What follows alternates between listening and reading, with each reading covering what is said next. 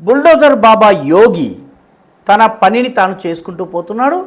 భారత నేపాల్ బార్డర్లో సరిహద్దు నుంచి 10 కిలోమీటర్లు ఇటువైపు మన దేశంలో ఉన్నటువంటి అక్రమ మద్రసాలు, అనుమతి లేనటువంటి మద్రసాలు, మజార్లు, మసీదులు, ఈద్గాలు వీటన్నిటిని కూడాను తొలగించేందుకు ఒక భారీ ఆపరేషన్ని ఆయన ప్రారంభించారు.